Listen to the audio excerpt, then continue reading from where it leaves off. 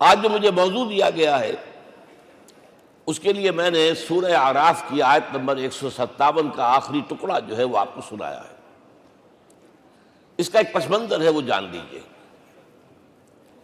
آپ کو معلوم ہے کہ جب حضرت موسیٰ بنی اسرائیل کو لے کر مصر سے نکلے ہیں، اس کے بعد مرحلہ آیا کہ اللہ تعالیٰ نے حضرت موسیٰ کو کوہ طور پر طلب فرمایا تورات عطا کرنے کے لیے۔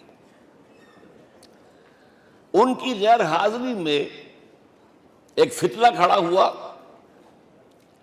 اور کچھ لوگوں نے ایک بچڑا بنا کر اس کی پرستش شروع کر دی بنی اسرائیل میں سے، سامری کا بنایا ہوا بچڑا۔ جب حضرت موسیٰ واپس آئے انہوں نے یہ دیکھا تو بہت غضبناک ہوئے، اور پھر اللہ تعالیٰ کے حکم سے فیصلہ ہوا کہ 12 قبیلوں میں سے جن لوگوں نے بھی یہ شرک کیا ہے ان کو انہی قبیلوں کے لوگ خود قتل کریں۔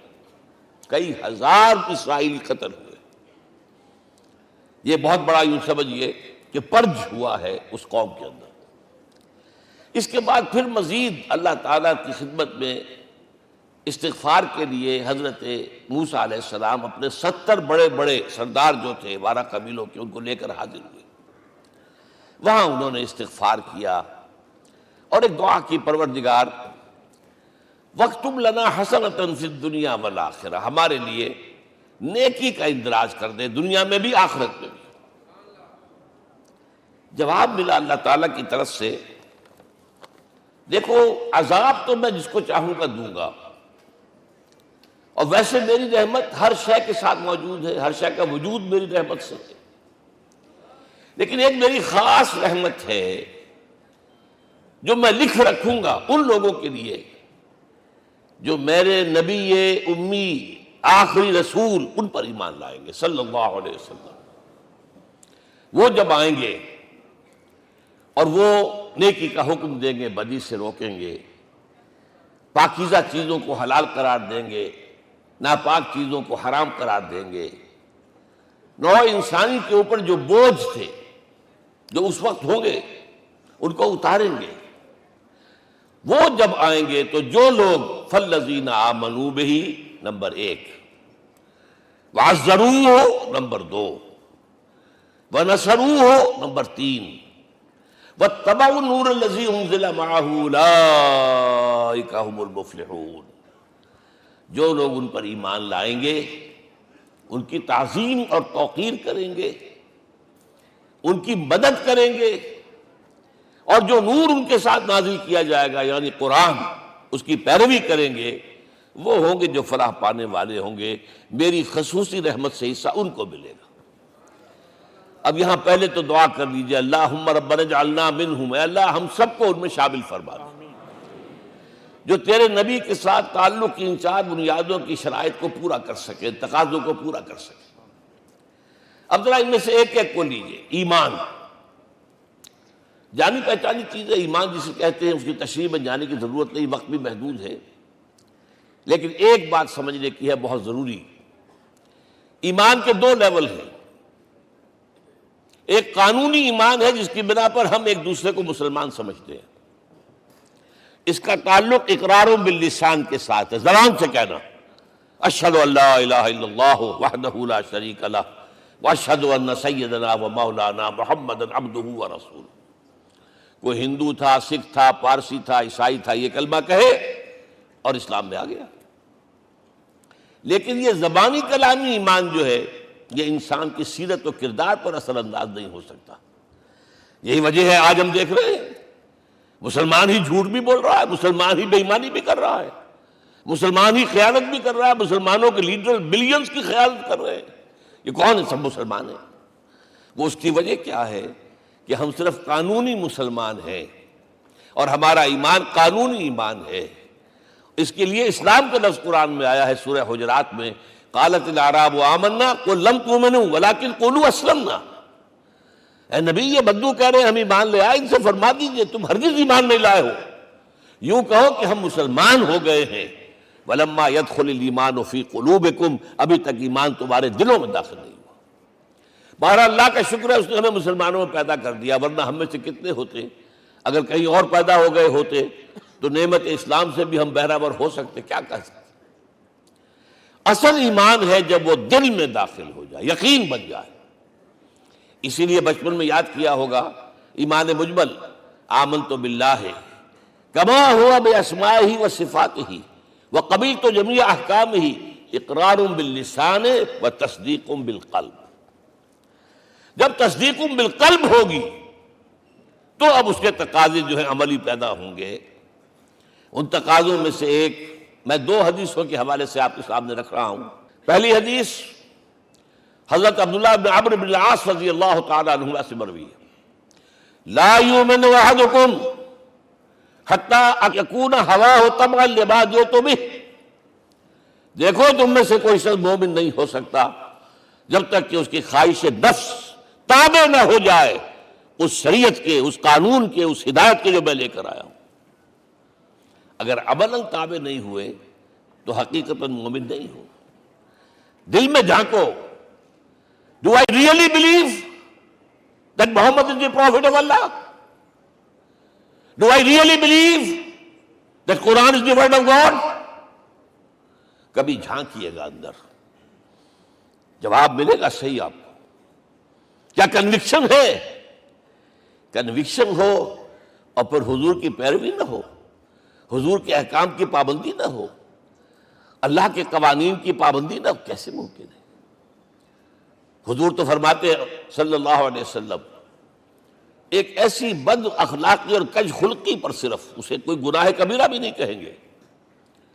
فرمایا ایک مرتبہ واللہ لا یؤمن، واللہ لا یؤمن، واللہ لا یؤمن، خدا کی قسم فلاں شخص مومن نہیں ہے، خدا کی قسم فلاں شخص مومن نہیں ہے، خدا کی قسم فلاں شخص مومن نہیں۔ صحابہ کانپ گئے، کون بدبخت ہے جس کے بارے میں فرمایا جا رہا؟ پوچھا گیا من یا رسول اللہ؟ جواب سنیے اور اپنے غریبانوں میں جھانکیے۔ وہ شخص الذی لا یامن جارہ بوائقہ، وہ شخص جس کی شرارتوں کی وجہ سے اس کا پڑوسی چین میں نہیں ہے، امن میں نہیں ہے، وہ مومن نہیں ہے، خدا کی قسم نہیں ہے، خدا کی قسم نہیں ہے۔ کیسے علیحدہ کر لیں گے اس ایمان کو اعمال سے اور ایمان کو اخلاق سے؟ آگے چلیے، وہ جو حدیث حضرت ابو ہریرہ سے، اور یہ متفق علیہ ہے، صرف بخاری کی نہیں ہے، بخاری جمع مسلم۔ لا یؤمن احدکم حتی اکون احب الیہ من والدہ وولدہ والناس اجمعین۔ تم میں سے کوئی شخص مومن نہیں ہو سکتا جب تک کہ میں اسے محبوب تر نہ ہو جاؤں، اپنے باپ سے بھی، اپنے بیٹے سے بھی، اور تمام انسانوں سے۔ جھانک لیجئے دل میں، صورتحال یہ ہے یا نہیں ہے؟ کیوں محبوب ہو جائیں؟ اس لیے کہ آپ کے ذریعے ہدایت ملی ہے، آپ کے ذریعے ہم اللہ سے جڑے ہیں، اور آپ کو معلوم ہے دنیا میں کوئی شے ہدایت نہیں، نعمت نہیں ہے جب تک کہ نعمت ہدایت نہ ہو۔ اگر صحت اچھی ہے، ہدایت نہیں ہے، تو بدمعاشیاں کریں گے، کیا کریں گے؟ آپ کو معلوم ہے صحت اچھی جو ہے کہ جا کے کھپے گی، اگر ہدایت نہیں ہے۔ اگر دولت ہے، ہدایت نہیں، کیا کریں؟ گلچھرے اڑائیں گے، عیاشیاں کریں گے، لوگوں پر اپنی دولت کا روب گانٹیں گے۔ اولاد ہے، ہدایت نہیں ہے، یہ اولاد سہان و روح بھی بن جائے گی کہیں آپ کے لیے۔ کوئی شے نعمت نہیں ہے جب تک کہ نعمت ہدایت نہ ہو، اور ہدایت ہمیں ملی محمد الرسول اللہ صلی اللہ علیہ وسلم کے ذریعے۔ تو آپ سے بڑھ کر محبوب کون ہوگا؟ اس کے ضمن میں ایک بڑا پیارا واقعہ آتا ہے۔ حضرت عمر سے پوچھتے ہیں حضور ایک مرتبہ، عمر تمہیں مجھ سے کتنی محبت ہے؟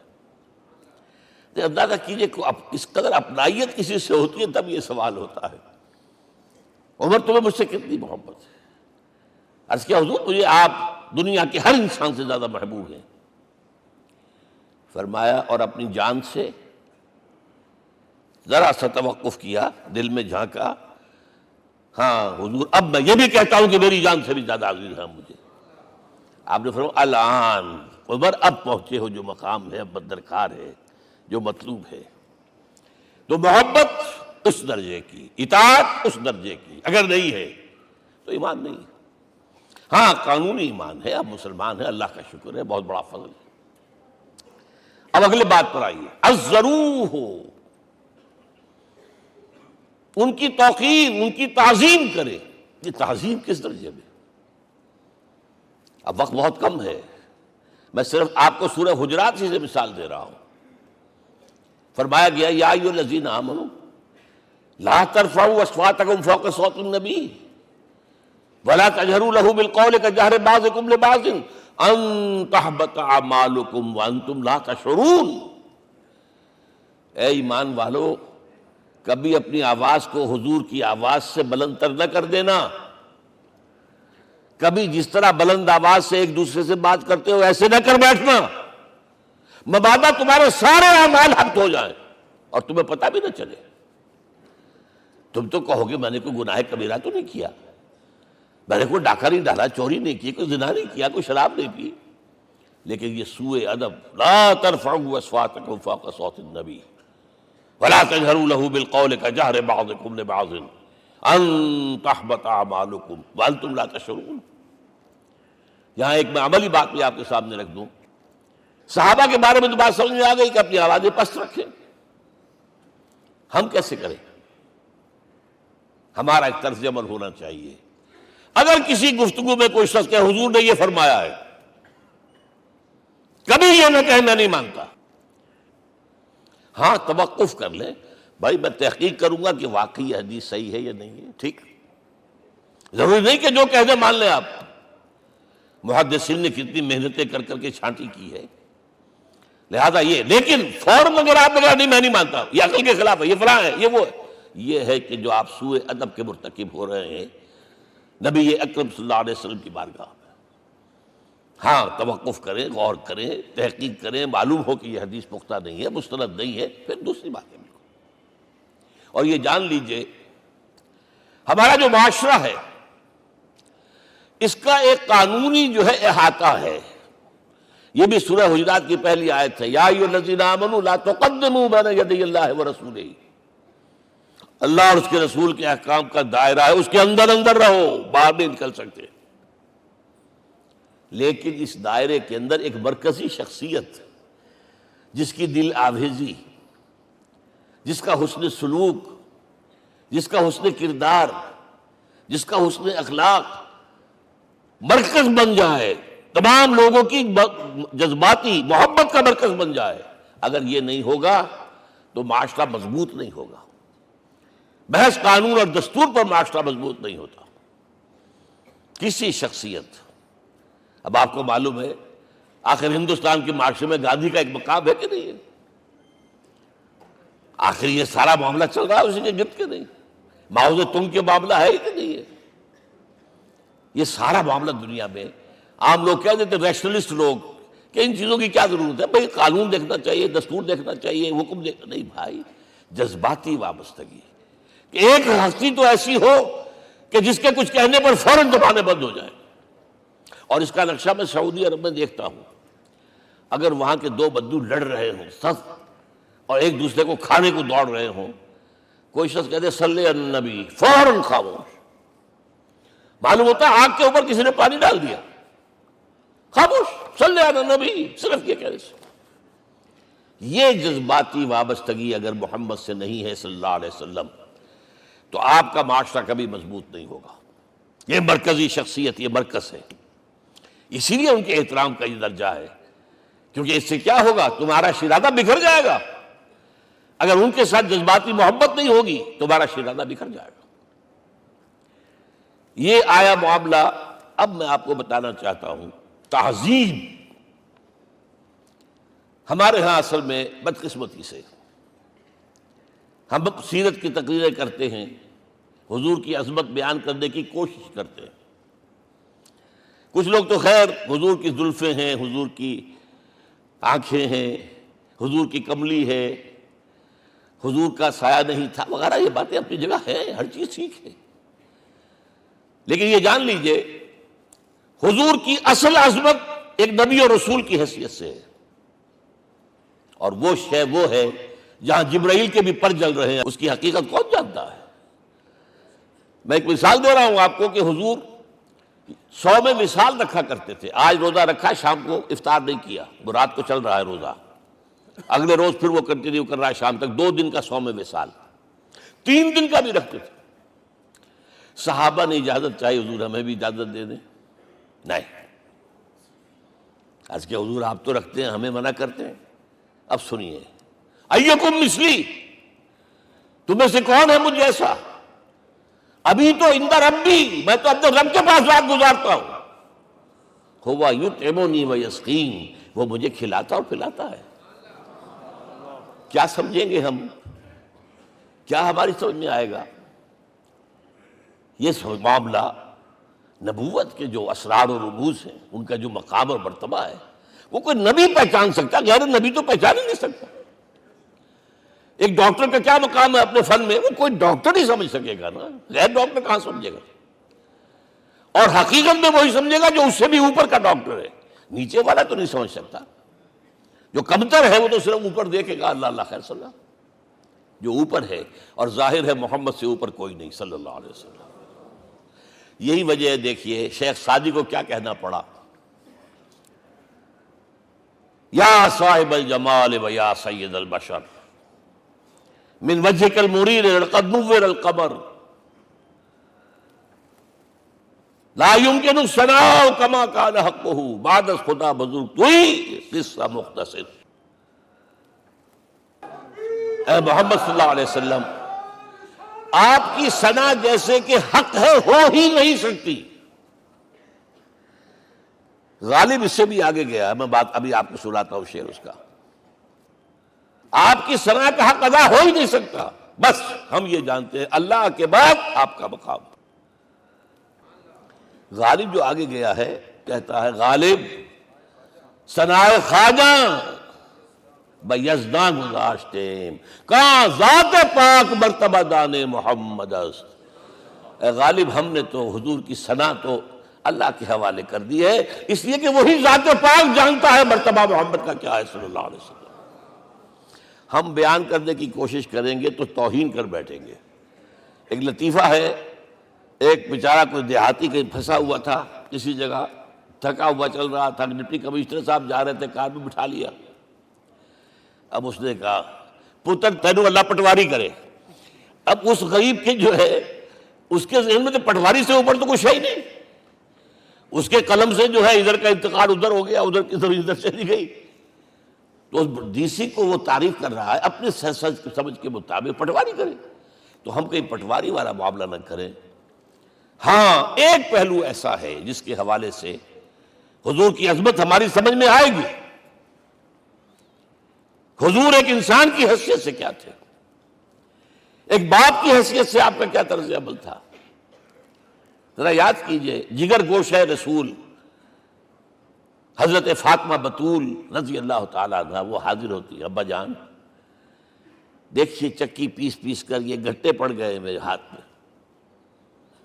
یہ کنویں سے پانی لاتی ہوں، مشکیزیں کہ یہاں پر بندیاں پڑ گئی۔ حضور اب تو عام لوگوں پر بھی آسانیاں ہیں، لوگوں کے ہاں غلام آ گئے ہیں، کنیزیں آ گئی ہیں، مال و دولت آ گئی ہے، مجھے بھی کوئی غلام کنیز عطا ہو جائے۔ اور آپ کو معلوم ہے یہ لخت جگر نور چشم محمد کی سب سے پیاری بیٹی صلی اللہ علیہ وسلم، کوئی شک نہیں اس میں، فاطمہ، کیا بیتی ہوگی حضور کے قلب پر۔ لیکن فرمایا، کیا بیٹی، یہ دنیا کی چیزیں ہمارے لیے نہیں ہیں، میں تمہیں اس سے بہتر شے دیتا ہوں۔ تسبیح فاطمہ ہر نماز کے بعد 33 مرتبہ سبحان اللہ، 33 مرتبہ الحمدللہ، 33 مرتبہ اللہ اکبر کہہ لیا کرو۔ لیکن سوچ لیجئے دل پر کیا گزری ہوگی صلی اللہ علیہ وسلم۔ حضرت عائشہ سے پوچھئے، حضرت خدیجہ سے پوچھئے، حضور کیسے شوہر تھے؟ آپ سے زیادہ خواتین کے حق میں نرم، گھر کے کام کا جھاڑو دے رہے ہیں، کپڑے جو ہیں بوسیدہ انہیں سی رہے، گھر میں بیٹھے ہوئے یہ کام کرتے تھے۔ بہرحال ایک بات میں آپ سے عرض کروں، آپ انسان کی جس حیثیت کا بھی ذہن میں تصور کریں گے وہ ساری حیثیتیں محمد میں موجود ہیں صلی اللہ علیہ وسلم۔ محمد حاکم کی حیثیت سے بھی ہیں، محمد سب سالار کی حیثیت سے بھی ہیں، محمد قاضی القضات بھی ہیں، محمد ہیڈ آف دی اسٹیٹ بھی ہیں، محمد بیویوں والے بھی ہیں، اولاد والے بھی ہیں، محمد 5 وقتہ امام بھی ہیں، جمعہ کے خطیب بھی ہیں، مدرس قرآن بھی ہیں، مربی بھی ہیں، مزکی بھی ہیں، اور ہر میدان میں بلند ترین مقام۔ کوئی ایسی جامع شخصیت ملے گی؟ ہمارے ہاں تو حال یہ ہے کہ جو خطیب صاحب ہوتے ہیں وہ 5 وقتہ نماز کیسے پڑھا سکتے ہیں؟ ان کا تو اونچا مقام ہے۔ 5 وقتہ نماز کے لیے تو علیحدہ چاہیے امام آپ کو، اور وہاں بھی ایک امام سینئر ہوگا، وہ عشاء مغرب اور فجر پڑھائے گا، ایک جونیئر ہوگا بیچارہ، وہ جو خاموش نماز ہے وہ پڑھائے گا۔ 5 وقتہ نماز پڑھا رہے ہیں محمد صلی اللہ علیہ وسلم، اور خطیب بھی وہی ہے، مربی بھی وہی ہے، مزکی بھی وہی ہے۔ ہمارے ہاں جو لوگ تزکیہ نفس کے میدان میں ہیں وہ پھر جماعت کبھی نہیں کراتے، کبھی نہیں دیکھا ہوگا آپ نے کسی صاحب کو کراتے ہوئے۔ یہ جامعیت جو ہے، جامعیت کبریٰ۔ میں صرف ایک بات کہا کرتا ہوں، ایک اعتبار سے حضور کا اسوہ نامکمل ہے۔ آپ مجھے سوء ادب کا مرتکب نہ قرار دے دیں، اسوہ کیا ہے؟ عورت کے لیے اس کی اپنی نسوانی زندگی کے لیے اسوہ آپ میں نہیں ہے۔ آخر نصف انسانیت ہے، اسے بھی اسوہ چاہیے۔ یہ ہے جس کی وجہ سے حضور نے شادیاں کی ہیں زیادہ۔ خواتین کے لیے اسوہ حضور کے ازواج مطہرات ہیں، اور ان میں سب سے بڑھ کر جو بالکل یوں سمجھیے کہ آغاز کے اندر نوجوانی میں آ گئی ہیں حضور کی خدمت میں، نہایت ذہین و فطین، انہوں نے پھر عورت کی زندگی کے لیے حضور کا جو طرز عمل تھا وہ انہوں نے بیان کیا نا۔ اس لیے سورہ احزاب کے اندر اس کا تذکرہ ہے، جہاں یہ آتا ہے لقد کان لکم فی رسول اللہ اسوۃ حسنہ، وہیں پر یا نساء النبی لستن کاحد من النساء، اے نبی کی بیویوں تم عام عورتوں کے مانند نہیں ہو، تمہیں تو اسوہ بننا ہے امت کے لیے۔ اب اس سے اگلا قدم میں بڑھا رہا ہوں آگے، اور اس کے ساتھ جڑ جائے گی تیسری بات۔ تیسری بات کیا ہے؟ وَنَصَرُوهُ، اس کی مدد کریں صلی اللہ علیہ وسلم۔ پہلی بات تو یہ نوٹ کیجئے، حضور انتہائی غیور انسان تھے، انتہائی غیور۔ یہ کہا جاتا ہے کہ اگر حضور گھوڑے اس میں سوار ہوتے تھے اونٹ پر، اور آپ کا کوڑا نیچے گر گیا، تو آپ یہ کسی سے نہیں کہتے تھے کہ ذرا یہ میرا کوڑا مجھے پکڑا دینا، یہ بھی گوارا نہیں تھا۔ آپ اونٹ بٹھا کر نیچے اتر کر اپنا کوڑا خود اٹھاتے تھے۔ کسی سے اپنے ذاتی کام کے لیے کوئی مدد مانگنا امکان ہی نہیں۔ بلکہ ایک واقعہ تو وہ ہے جب بھی میں تذکرہ کرتا ہوں میری آنکھوں میں آنسو آ جاتے ہیں۔ یہ ہجرت کے وقت کا واقعہ ہے۔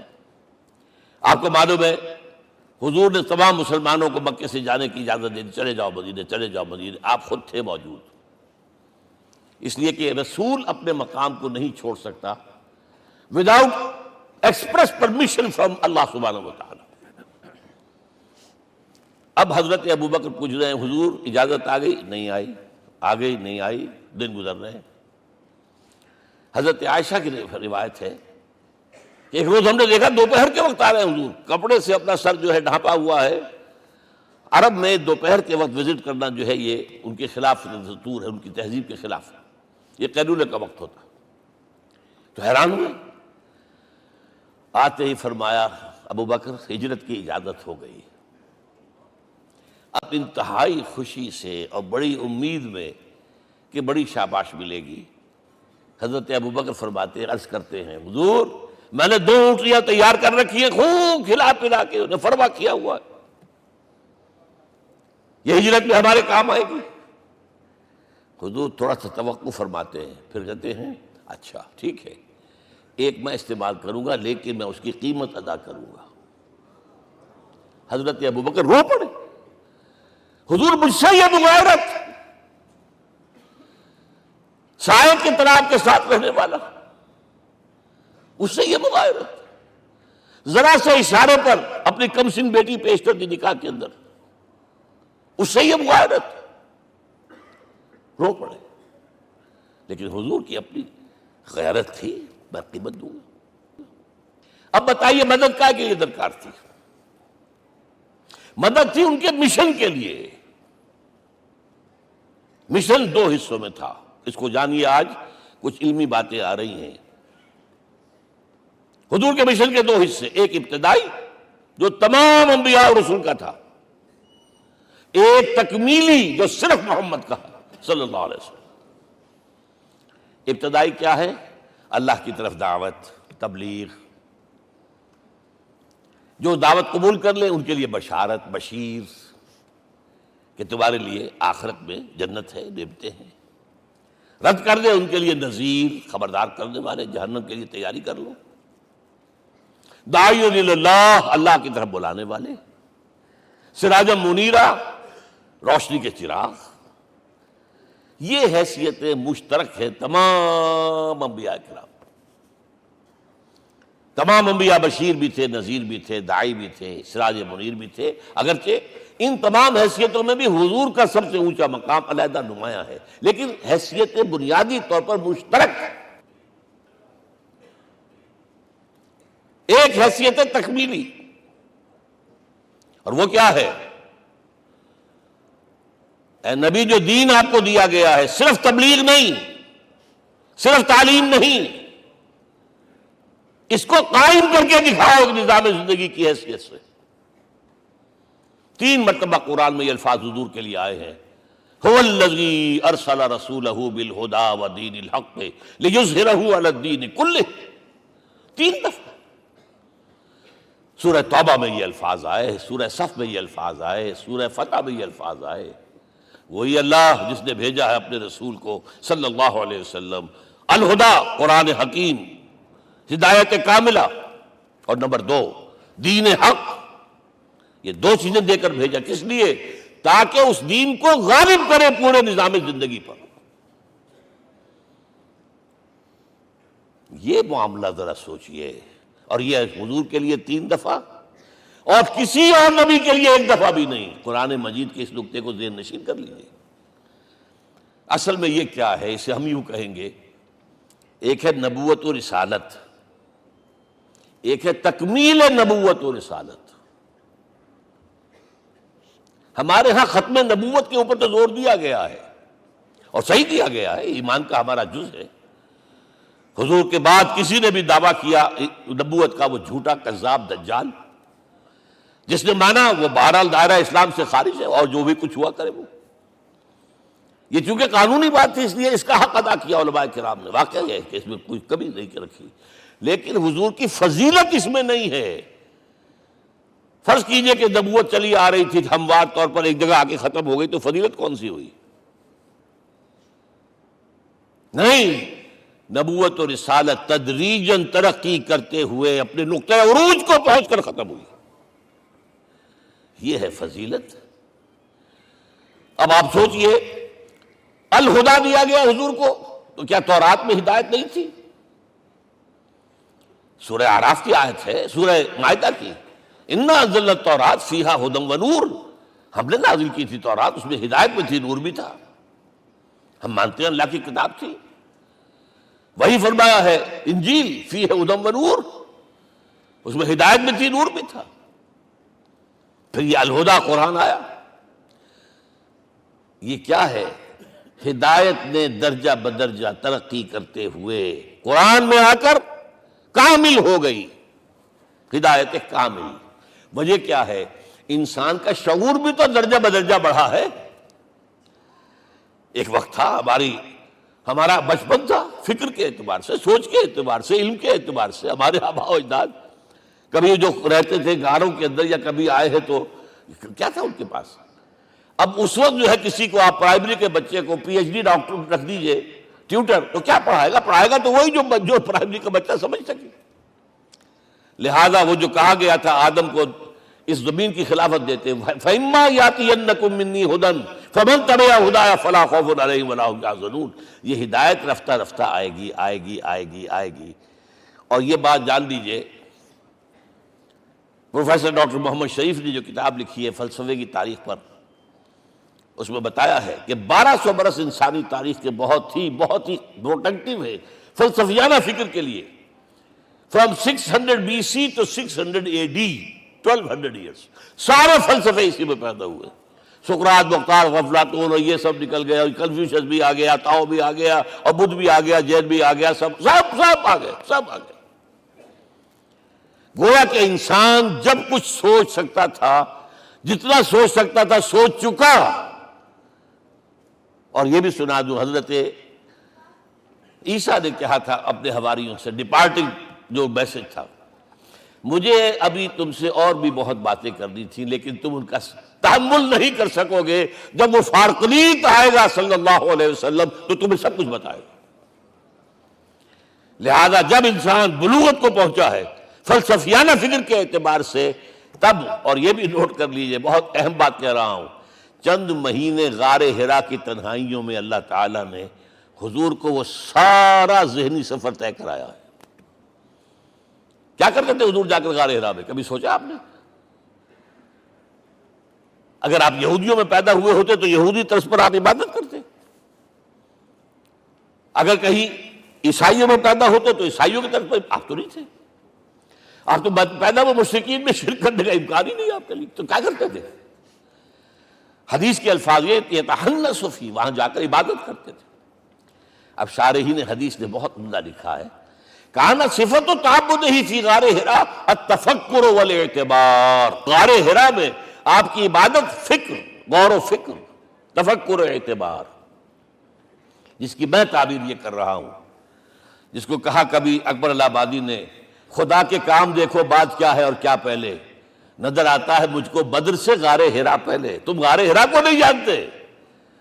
مصطفیٰ اندر حرا خلوت گزید، قوم آئین و حکومت آفرید، the most productive part of the period life of